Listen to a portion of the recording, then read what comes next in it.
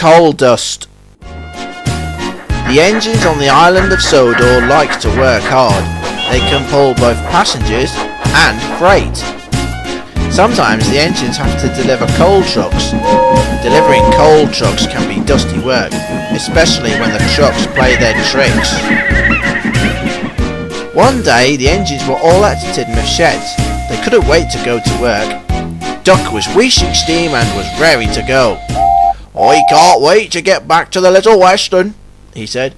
"Pulling passengers is one of the best jobs yet," agreed Neville.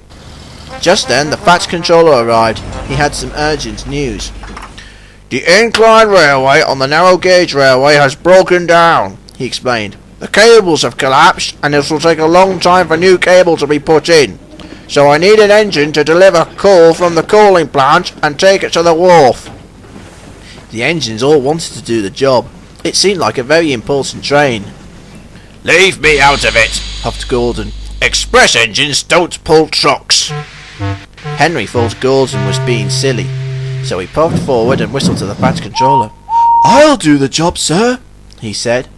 "Thank you, Henry," said the Fat Controller. "Stepney will help you shunt the trucks, and then you must deliver the trucks straight there." "Yes, sir," smiled Henry. Then Percy had a thought. "What's the Incline Railway?" he asked. "The Incline Railway is a special track that runs on a hill," explained Edward, and he told Percy and the other engines how the track works. "It can be used to collect slate, coal, or even gravel," finished Edward. Thomas and Percy were impressed. They thought this track was a very clever invention. "Must go," said Henry. "Those trucks won't wait forever." And Henry puffed out to the sheds. As Henry raced along the line, he felt very excited about his job. "This will be the best job today," he said. "I can't wait to see the little engines again." Soon Henry puffed into the coaling plant. Stepney was waiting with Hector. They were pleased to see Henry. "Hello, Henry," smiled Stepney. "It's great to see you again." "Same to you as well," said Henry with a smile on his voice. The foreman arrived to see them. "These trucks have to be shunted straight away," he said. "You must be ready by midday." "Yes, sir," said Henry and Stepney together. Soon the engines were working hard, shunting the empty trucks towards the hopper. But the trucks were being naughty, and they wanted to play tricks on the engines. As Stepney was shunting the trucks under the hopper, they biffed and bumped. "On! On! They cried. Stepney found himself under the coal chute. But before he could puff back, coal poured out everywhere, and the dust flew around the yards. Everyone coughed, and Henry and Hector closed their eyes. When the dust cleared, Stepney was buried in coal, and everyone was covered in coal dust. The foreman was cross. "Look at this mess!" he cried. "It will take ages to clear up this mess." "I'm sorry, sir," sighed Stepney, "but it wasn't my fault. It was those trucks." "Never mind that," shouted the foreman. "Clear this mess up at once." It took a while to clear up the mess. The workers had to shovel the coal into the trucks. They didn't like that. Henry had pulled Stepney out of the pile of coal. Stepney felt silly, but the trucks thought this was very funny. They laughed a lot. "Dear, oh dear, oh dear! Why not try shunting from the rear?" "Silence!" shouted Hector. The trucks gasped, then they went silent after that. After the mess was cleared up, Henry shunted the rest of the trucks, and Stepney shunted the loaded ones onto the train. "Phew!" sighed Henry. "This is hard work." Then the foreman ran over to Henry. "You need to shunt Hector under the chute," he explained. "Hector can help carry more coal to help the little engines." Henry was pleased. This would be his first trip with Hector. "On my way, sir," he said. Henry collected Hector and he pulled him towards the chute. Hector held his breath as the coal poured into him. Hector couldn't help but chuckle. "Now I'm joining in the fun," he said. Soon the train was ready. Henry was coupled up to the train and the guard fitted a tail lamp to the brake van. The foreman spoke to Henry. "Now, Henry, make sure you get to the wharf safely," he said. "The train is heavy. Be very careful and don't go so fast." "I'll do my best, sir," said Henry. The guard blew his whistle and Henry set off happily away. Stepney watched as the train left the yards. "Goodbye, Henry," he called, "and be careful." Henry was soon shuffling along the main line to the wharf. He was enjoying his trip, and Hector loved seeing the colourful views as they rolled along. The trucks rattled and clattered along behind Henry, and soon they were singing again. "Huff along, Henry, huff, huff, puff. Mind you don't run out and puff." "Be quiet!" shouted Hector. The trucks were soon quiet again. They were cross. They wanted to get their own back. Henry came towards Gordon's Hill. He took a deep puff and raced up the hill as fast as he could. The trucks were heavy and Hector couldn't do much to help. "Go on, Henry," he called. "You can do it." Henry huffed and puffed, heaved and hauled. He was starting to feel tired. This gave the trucks an idea. They biffed and bashed into Henry.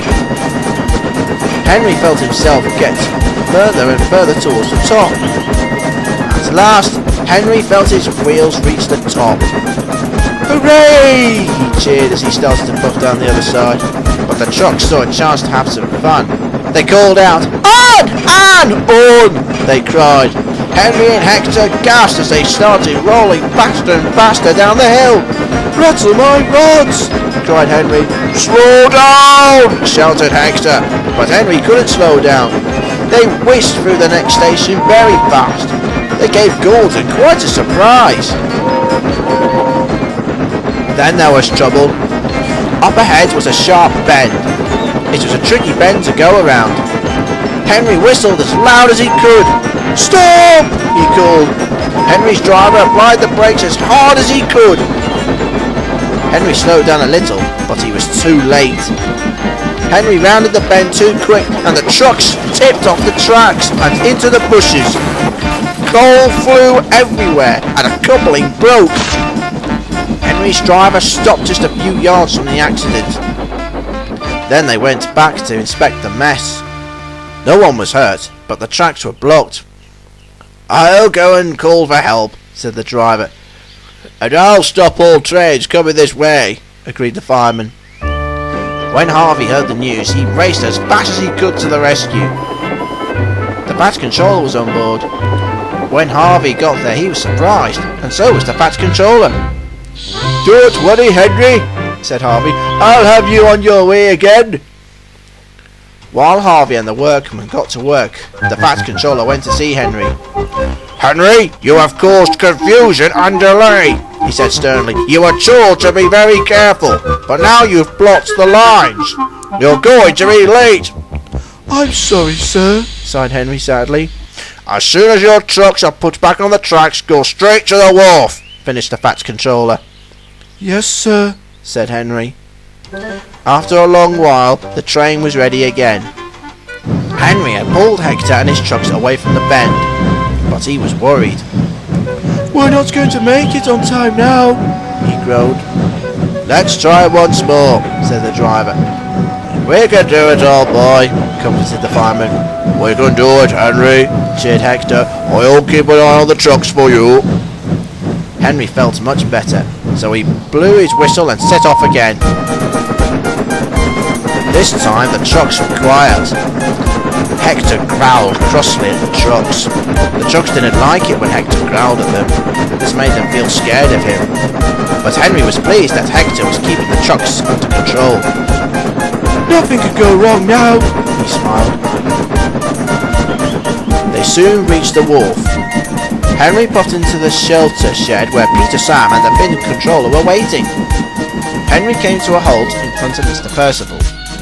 "Henry, you are late," he said. Henry felt sad and glum. "We're very sorry, Mr. Percival," groaned Henry. "However," Mr. Percival continued, "you made it better late than never, and at least the coal is here now."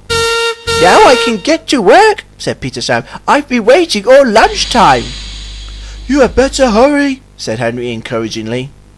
The men were soon transferring the coal from Henry's trucks into Peter Sam's trucks. Henry felt bad about being late, but he was pleased to have made the delivery. But the trucks were cross. "This is completely unfair! We were beaten by a pair!" "I said silence!" roared Hector. Hector's roar was so loud it made Peter Sam jump.